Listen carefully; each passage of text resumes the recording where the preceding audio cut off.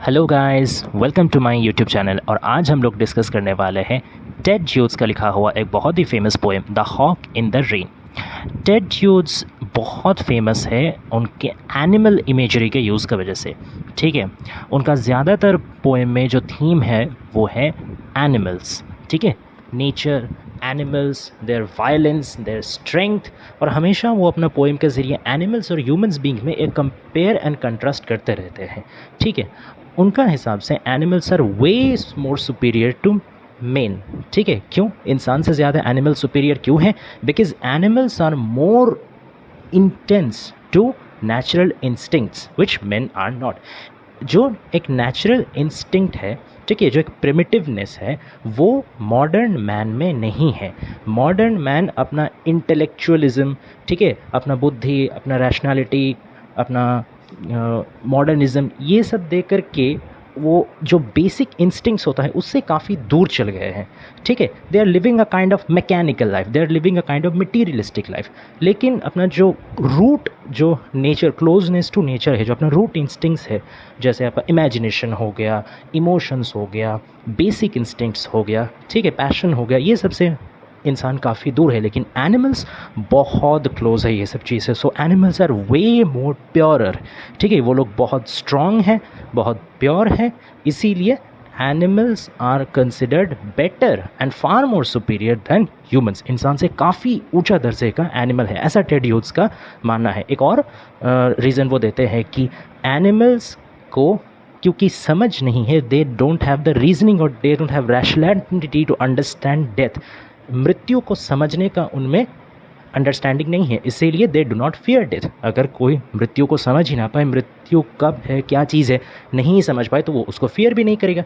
लेकिन क्योंकि इंसान को डेथ समझ में आता है, so main always fear death, but creatures like animals, they never fear death because they never understand it at all.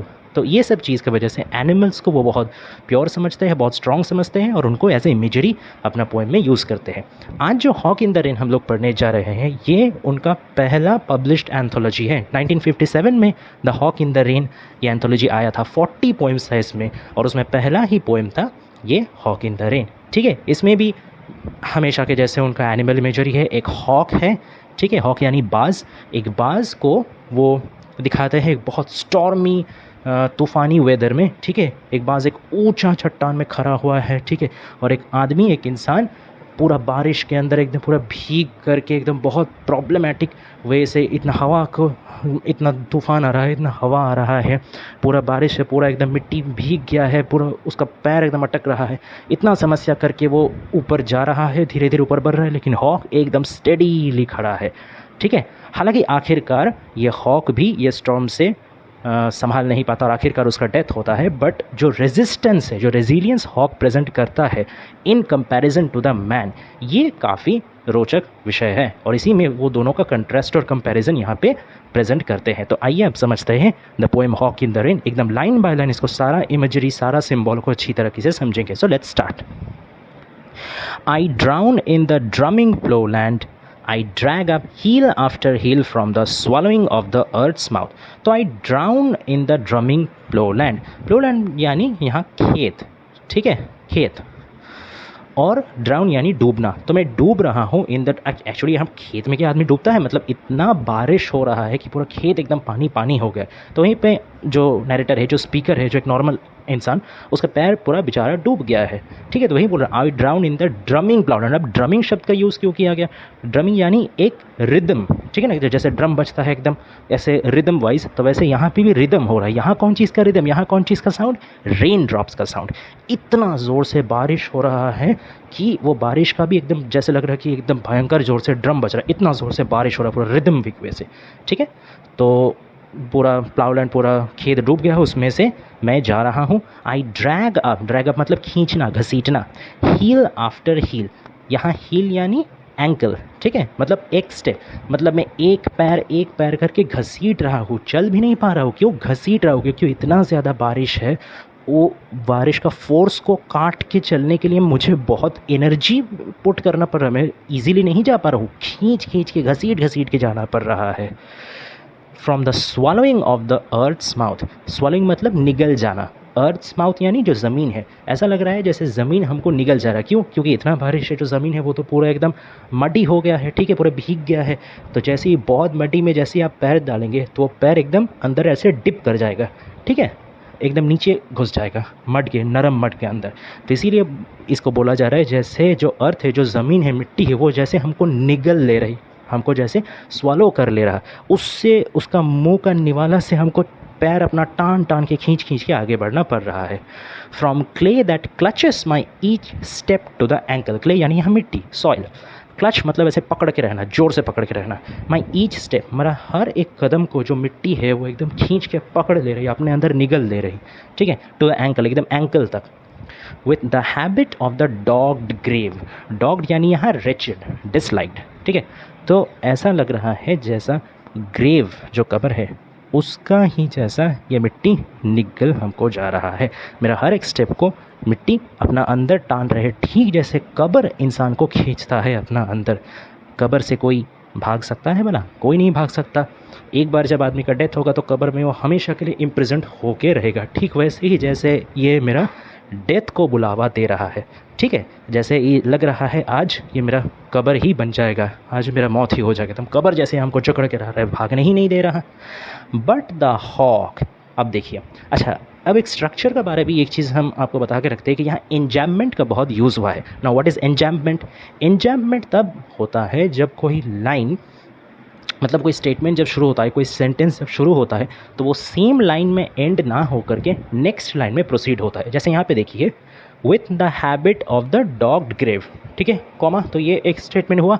But the hawk, तो बट द हॉक से एक स्टेटमेंट का शुरुआत हो रहा है, लेकिन बट द हॉक के बाद जो नेक्स्ट लाइन है, मतलब नेक्स्ट जो उसका वाक्य है, effortlessly at height hangs his still eye. देखिए नेक्स्ट लाइन में जा करके हिज स्टिल आई, उसका बाद फुल स्टॉप है, मतलब पूरा सेंटेंस क्या है?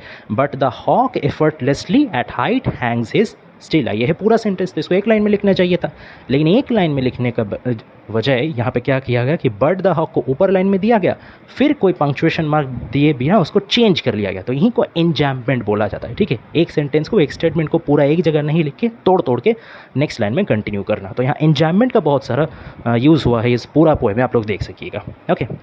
तो but the hawk effortlessly at height, लेकिन जो हॉक, जो बाज, वो क्या है? वो एकदम बिना कोई प्रयास, मतलब नहीं, ईजीली, उसको कोई परेशानी जैसा हो ही नहीं रहा, ठीक है।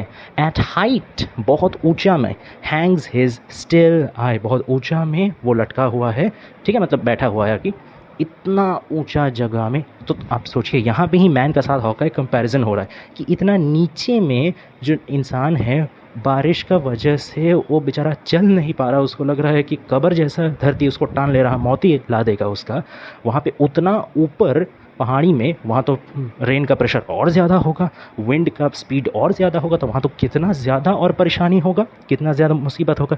फिर भी बास को कोई फ़र्क ही नहीं पड़ रहा, वो अपना आराम से एफर्टलेसली बैठा हुआ है। तो यही दिखाता है कि कितना स्ट्रेंथ में फ़र्क है, कितना रेजिलियंस में फ़र्क है।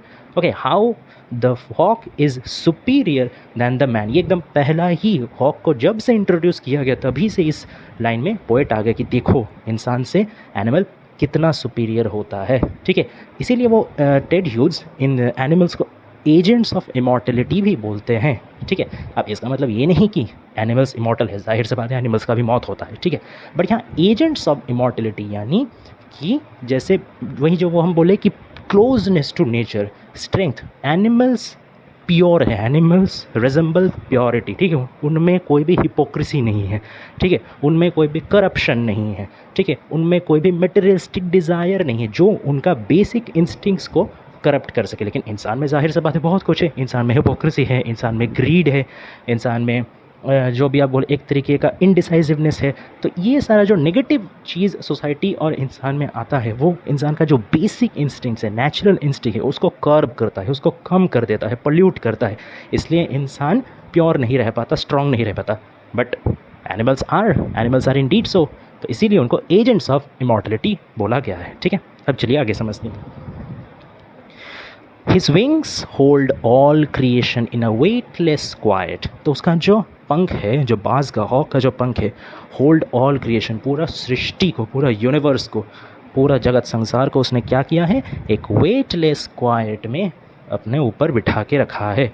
ऐसा लग रहा है जैसा कोई वेट है ही नहीं, ठीक है ना, कोई वज़न है ही नहीं। पूरा यूनिवर्स, आप समझ सकते हैं, पूरा जगत संसार का वज़न वो अपना कंधा में, अपना विंग्स में लेके बैठा है, लेकिन ऐसा उसका भाव है जैसे उसका विंग में कोई वज़न ही नहीं है। मतलब इतना आराम से वो पूरा जगत संसार का बोझ लेकर के एकदम शांति से, क्वाइट, चुप्पी से बैठा है, ठीक है। अब एक्चुअल में कि पूरा जगत संसार को उसको पंखा में डाल दिया गया विंग्स में, नहीं, ऐसा बात नहीं है। लेकिन क्योंकि इतना वायलेंट रेन को भी वो विथस्टैंड कर ले रहा है, इतना स्पीड से जो रेन आ रहा है, इतना स्टॉर्म का जो स्पीड है, इतना जो वायलेंस ऑफ नेचर है, उसको भी वो आराम से चुप से सहन कर ले रहा। इसी को समझाने के लिए बोला गया है कि जैसे पूरा जगत संसार का वो वेट आराम से चुप से उठा रहा, इतना उसमें स्ट्रेंथ है। अब आगे समझते हैं। Steady as hallucination. अब हेल्यूसिनेशन क्या होता है? हेल्यूसिनेशन मतलब ऐसा एक दृश्य जो आपको दिखता है, ऐसा आपको लग रहा है कि दिख रहा है, बट असल में वो नहीं होता, ठीक है। जैसे डेजर्ट में आप लोग देखेंगे कि बहुत बार डेजर्ट में आदमी लोग देखता है कि अरे दूर में वहाँ पानी दिख रहा है, लेकिन जब पास में जाता है दिखता है कोई तो पानी है ही नहीं। तो ठीक ऐसा ही कुछ हेल्यूसिनेशन, लगेगा कि है, दिख रहा, लेकिन एक्चुअली में वो एग्जिस्ट नहीं करता। तो ठीक वैसा ही हेल्यूसिनेशन जैसा स्टेडी यानी फिक्स्ड, एकदम एक समान स्थिर, ठीक है, कोई मूवमेंट नहीं, अनमूव्ड, कांस्टेंट। तो एकदम हेल्यूसिनेशन जैसा स्टेडी होके कौन बैठा है? हॉक बैठा है, बाज बैठा है, कोई फर्क ही नहीं पड़ रहा उसको, एकदम एक जैसा है, अनअफेक्टेड, ही इज स्टैंडिंग।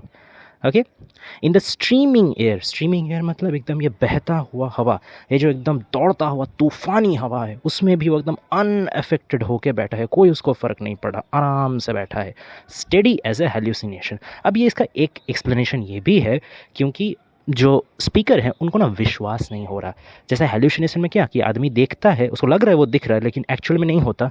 तो स्पीकर को भी लग रहा कि ये बाँस वहाँ पे सच में बैठा है, मतलब इतना कुछ सहन करके बैठा, मतलब कैसे रह सकता है?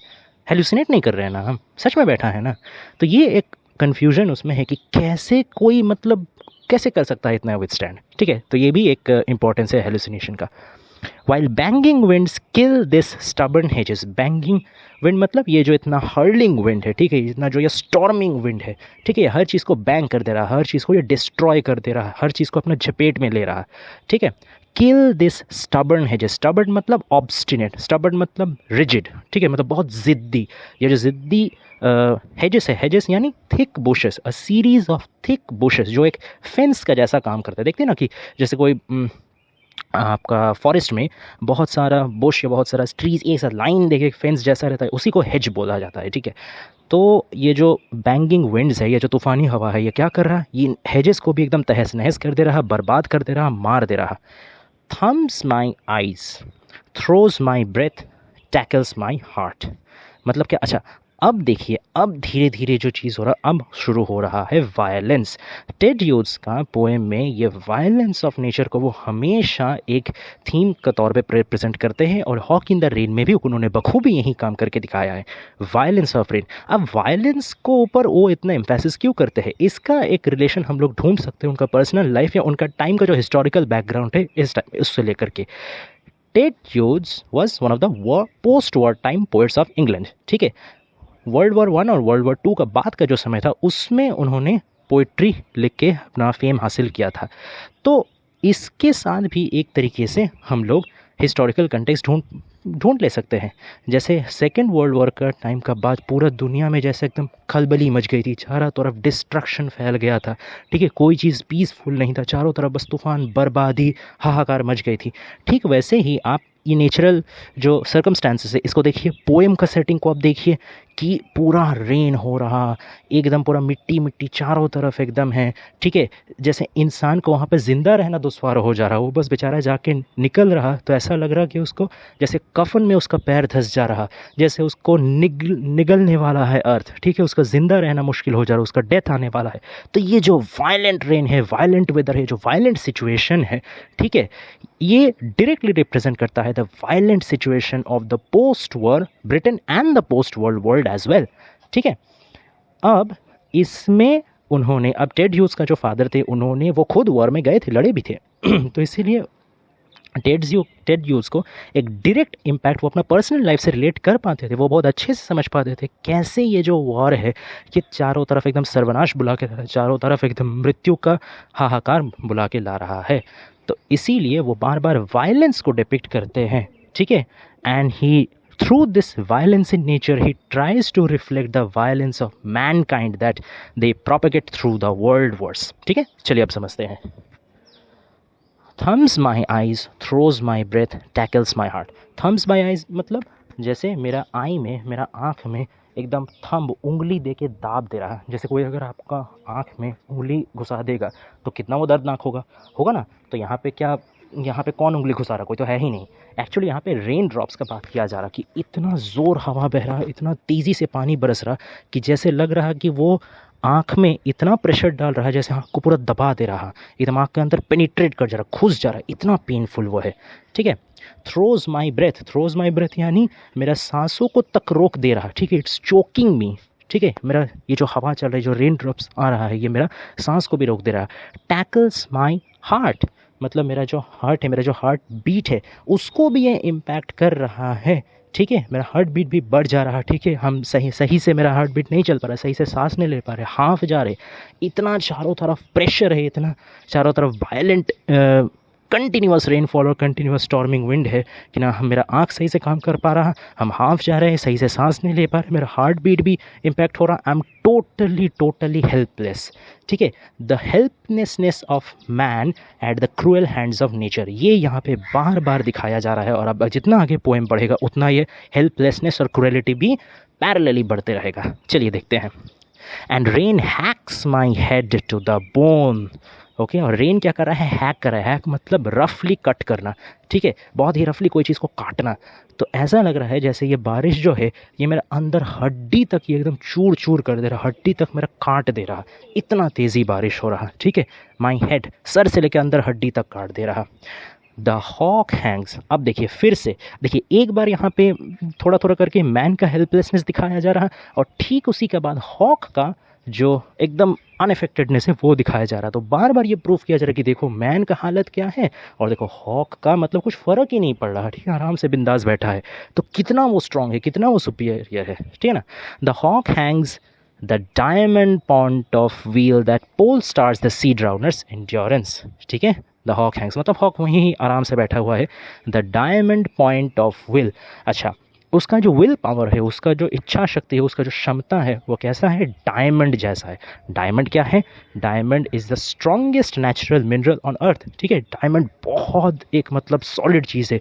यहाँ तक आप लोग को पता है कि डायमंड से जो है मतलब कटिंग, बहुत सारा कटिंग किया जाता है, ठीक है ना, क्योंकि वो इतना सॉलिड है इसलिए उसको कटिंग का काम में भी बहुत सारा यूज़ किया जाता है।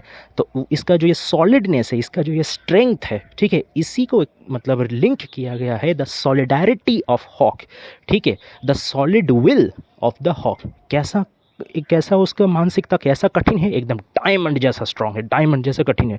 वो कोई भी एडवर्सिटी को, कोई भी मुश्किल हालातों को काट के चीर के जा सकता है, ऐसा हॉक का विल है, ठीक है। That polestars the sea drowner's endurance, अब देखिए पोल स्टार एक बहुत यहाँ पे इंपॉर्टेंट सिंबल है। पोल स्टार यानी क्या, जो नॉर्थ स्टार, ठीक है।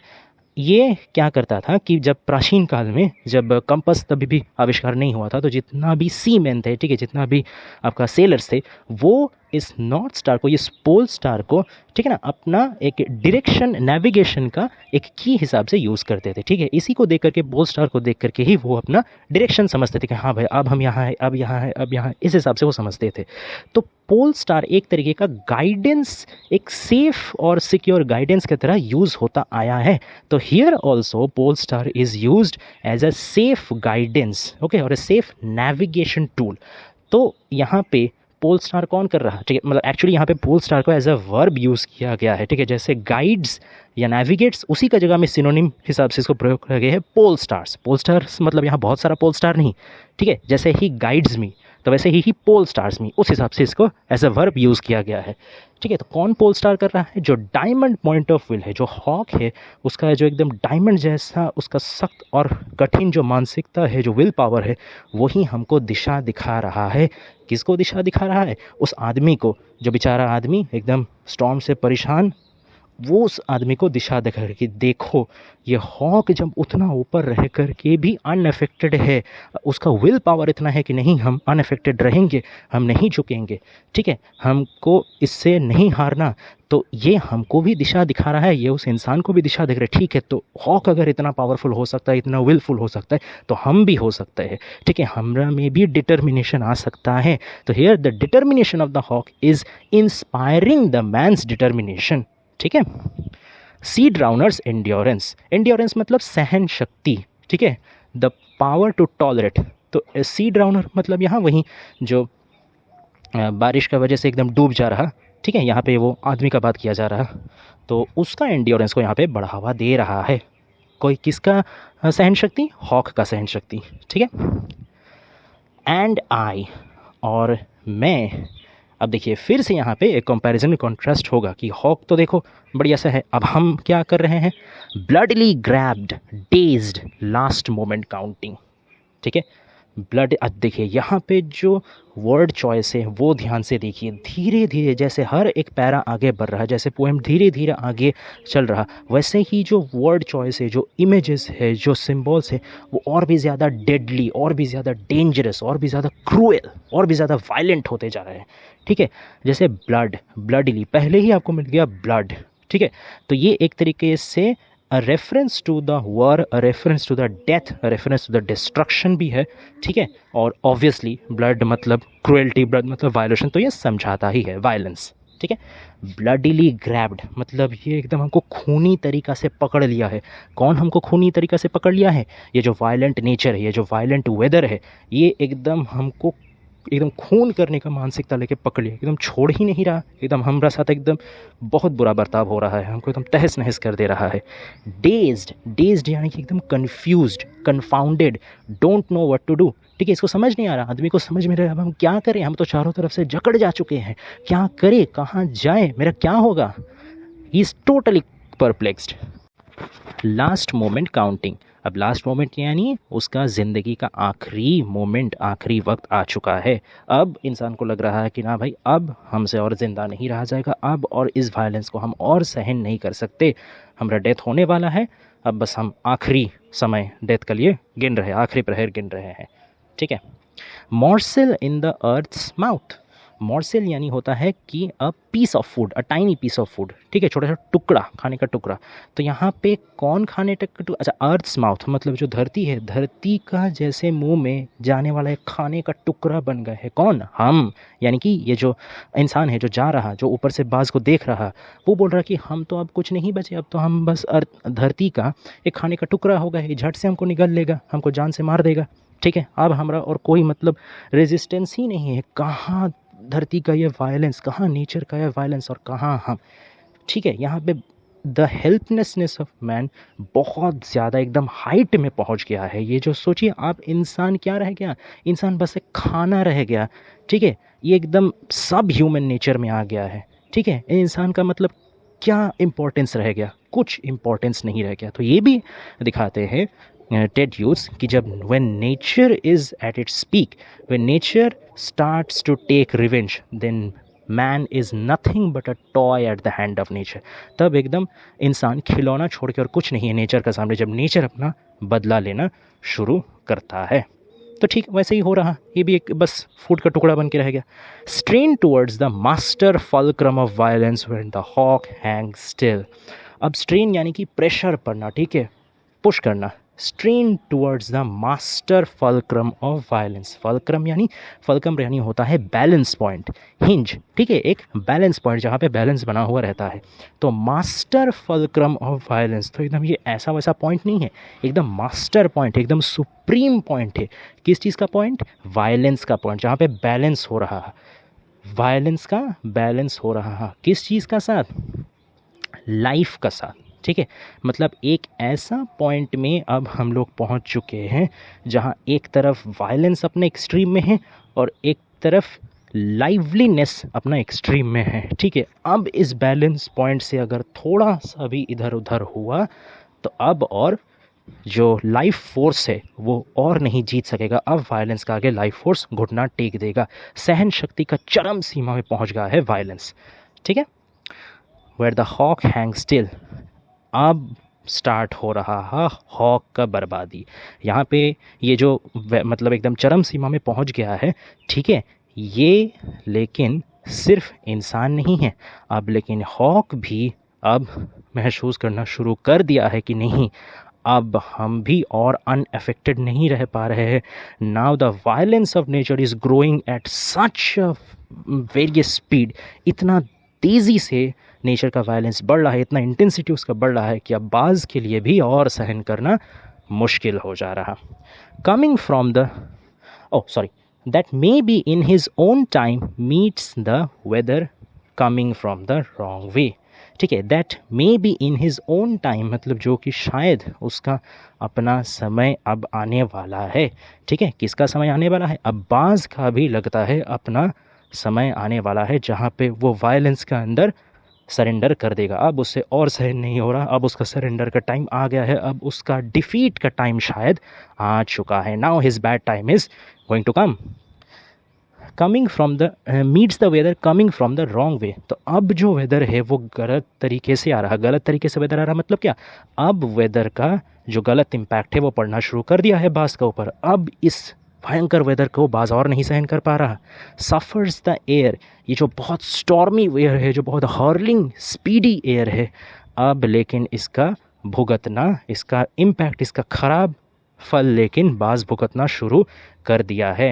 Okay, now he is no more able to take the wind, take the violence of the wind, take the violence of the nature, hurled upside down। अब वो पलट गया। अपसाइड डाउन मतलब ऐसे पूरा, मतलब पैर ऊपर और सिर नीचे हो जाना, एकदम पूरा उलट जाना, मतलब टॉप सिटर भी एकदम कैप्साइज हो जाना।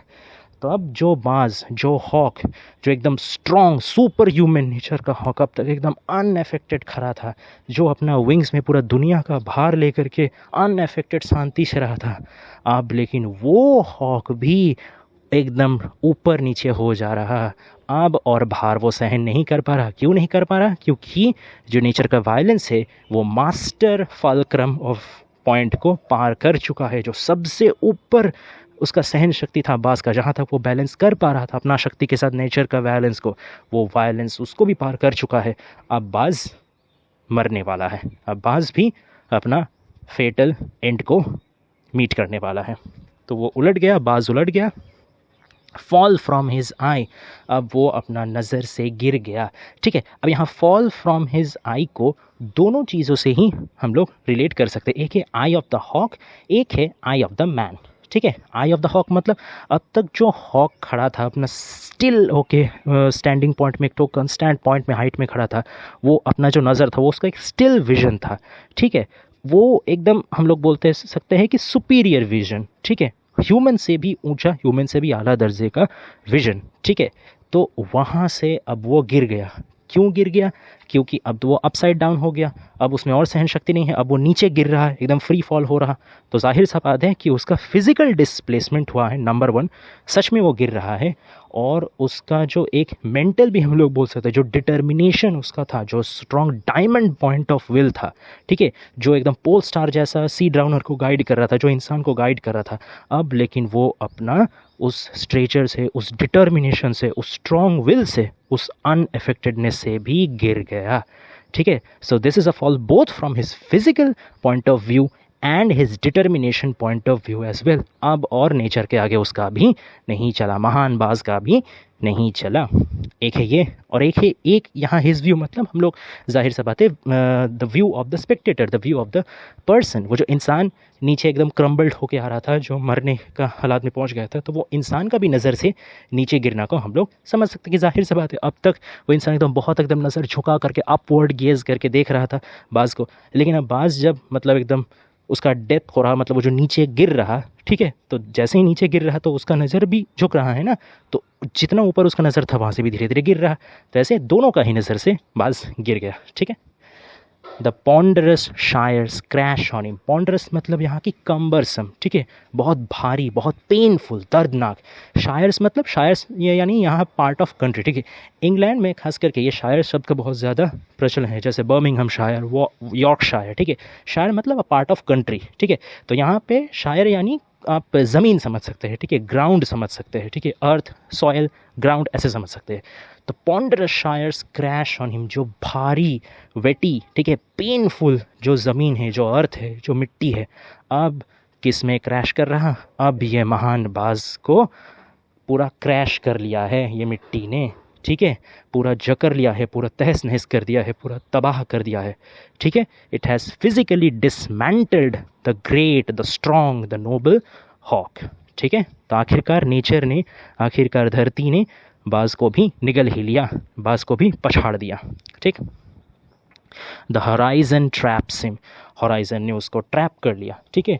The hawk gets trapped in the horizon, वो बंदी बन जाता है हॉराइजन में। क्यों बंदी बन जाता है? क्योंकि अब जब वो फॉल कर रहा, अब जब वो गिर रहा, तब उसका और कोई बैलेंस नहीं है, तब उसका और कोई वे आउट नहीं है। अब वो यहाँ से और कहीं उड़ के जा नहीं पा रहा, कहीं खुद का बचाव नहीं कर पा रहा, एकदम हेल्पलेस।